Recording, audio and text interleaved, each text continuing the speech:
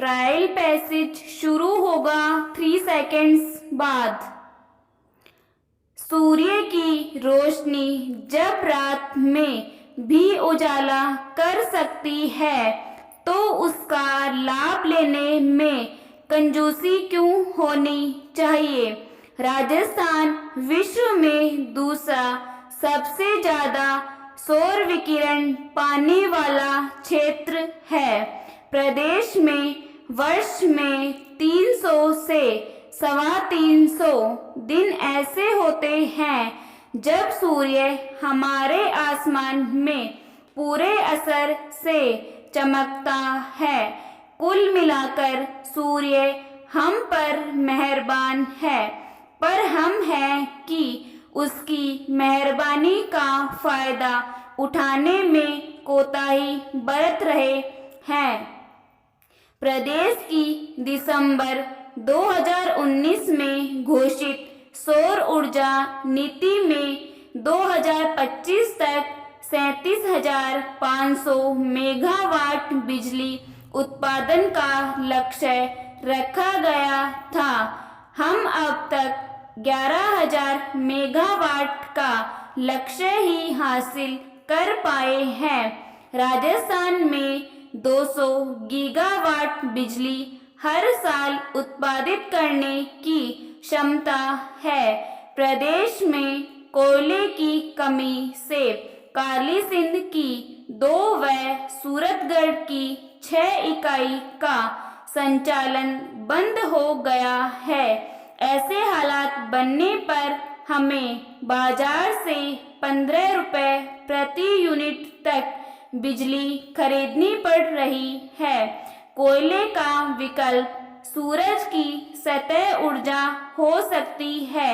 ऐसे में प्रदेश को बड़े लक्ष्य लेकर ज़्यादा से ज़्यादा सौर ऊर्जा उत्पादन के प्रयास करने होंगे।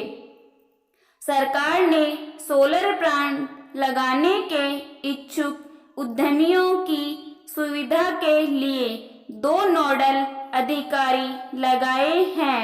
मेन पैसेज शुरू होगा 3 सेकेंड बाद। एक बार एक गांव में कुछ ग्रामीण मिलकर एक सांप को मार रहे थे। तभी उसी रास्ते से संत एकनाथ का निकलना हुआ। भीड़ को देख संत एकनाथ भी वहां आ पहुँचे। बोले, भाइयों, इस प्राणी को क्यों मार रहे हो? कर्मवश सांप होने से क्या यह भी तो एक आत्मा है? तभी भीड़ में खड़े एक युवक ने कहा, आत्मा है तो फिर काटता क्यों है? व्यक्ति की बात सुनकर संत एकनाथ ने कहा, तुम लोग सांप को बेवजह मारोगे तो वह भी तुम्हें काटेगा ही। अगर तुम सांप को नहीं मारोगे तो वह भी तुम्हें क्यों काटेगा? ग्रामीण संत एकनाथ का काफी आदर सम्मान करते थे, इसलिए संत की बात सुनकर लोगों ने सांप को छोड़ दिया। कुछ दिनों बाद एकनाथ शाम के वक्त घाट पर स्नान करने जा रहे थे। तभी उन्हें रास्ते में सामने फन फैलाए एक सांप दिखाई दिया। संत एकनाथ ने सांप को रास्ते से हटाने की कोशिश की, लेकिन वह टस से मस न हुआ। आखिर में एकनाथ मुड़कर दूसरे घाट पर स्नान करने चले गए। उजाला होने पर लौटे तो देखा बरसात के कारण वहां एक गड्ढा हो गया था। अगर सांप ने ना बचाया होता तो संत एकनाथ उस गड्ढे में कब के समा चुके होते। इसलिए कहा गया है, दया और परोपकार हमेशा अच्छे फल लेकर ही आते हैं। पैरा, एक ऋषि भृंगी थे। वो स्त्रियों को तुच्छ समझते थे। वो शिवजी को गुरु तुल्य मानते थे, किंतु माँ पार्वती को वो अनदेखा करते थे। एक तरह से वो माँ को भी आम स्त्रियों की तरह साधारण और तुच्छ ही समझते थे। महादेव भृंगी के इस स्वभाव से चिंतित और खिन्न थे। एक दिन शिवजी ने माता से कहा, आज ज्ञान सभा में आप भी चले। माँ शिवजी के इस प्रस्ताव को स्वीकार किया और ज्ञान सभा में शिवजी के साथ विराजमान हो गई।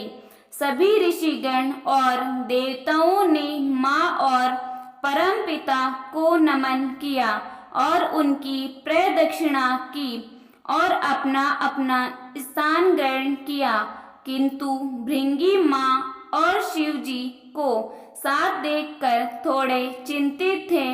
उन्हें समझ नहीं आ रहा था कि वो शिव जी की प्रदक्षिणा कैसे करें। बहुत विचारने के बाद भृंगी ने महादेव जी से कहा कि वो पृथक खड़े हो जाएं। शिवजी जानते थे भृंगी के मन की बात। वो माँ को देखे। माता उनके मन की बात पढ़ ली और वो शिवजी के आधे अंग से जुड़ गई और अर्धनारीश्वर रूप में विराजमान हो गई। अब तो भृंगी और परेशान। कुछ पल सोचने के बाद भृंगी ने एक राह निकाली। भंवरे का रूप लेकर शिवजी के जटा की परिक्रमा की और अपने स्थान पर खड़े हो गए।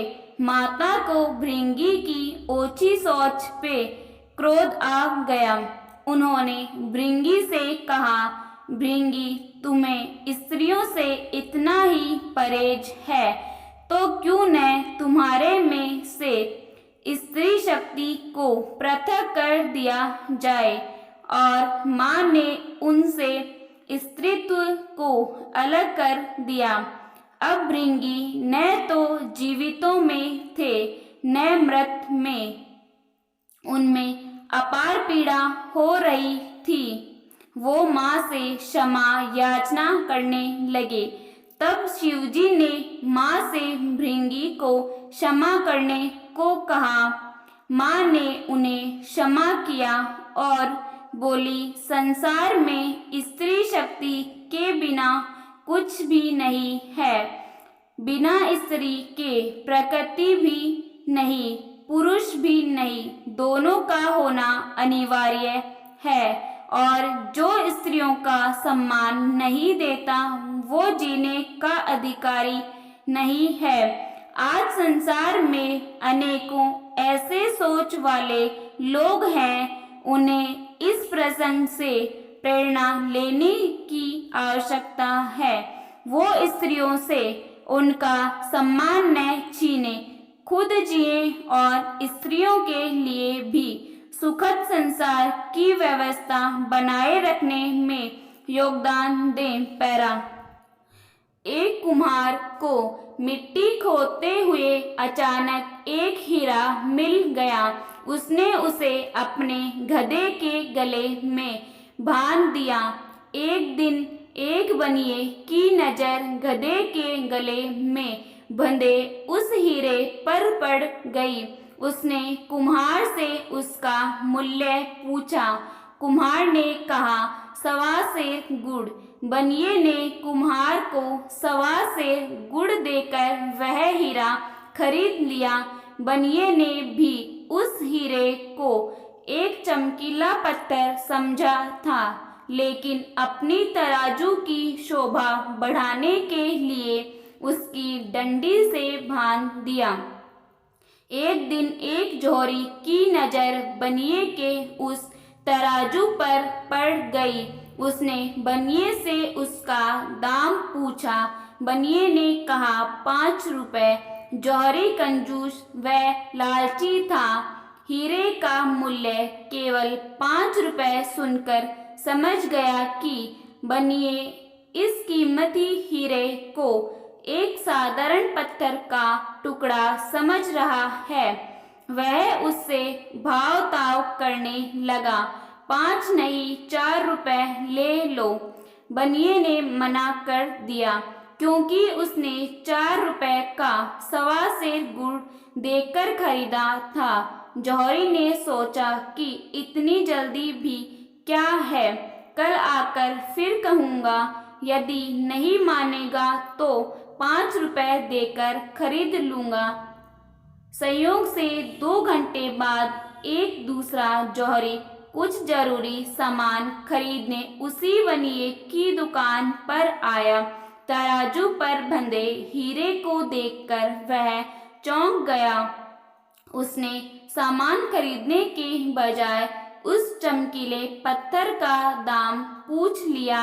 बनिए के मुख से 5 रुपए सुनते ही उसने झट जेब से निकालकर उसे 5 रुपए थमाए और हीरा लेकर खुशी खुशी चल पड़ा। दूसरे दिन वह पहले वाला जौहरी बनिए के पास आया।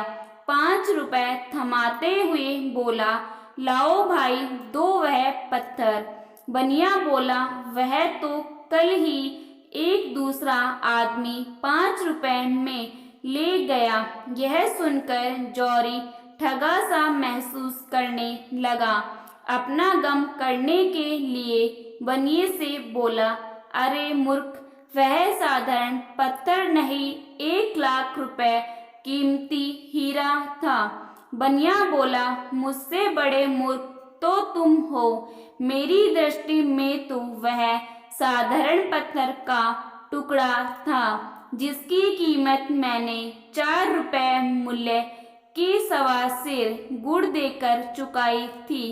पर तुम जानते हुए भी 1 लाख की कीमत का वह पत्थर 5 रुपए में भी नहीं खरीद सके। मित्रों, हमारे साथ भी अक्सर ऐसा होता है। हमें हीरे रूपी सच्चे शुभ चिंतक मिलते हैं, लेकिन अज्ञानतावश पहचान नहीं कर पाते और उसकी अपेक्षा कर बैठते हैं, जैसे इस कथा में कुम्हार और बनिए ने की।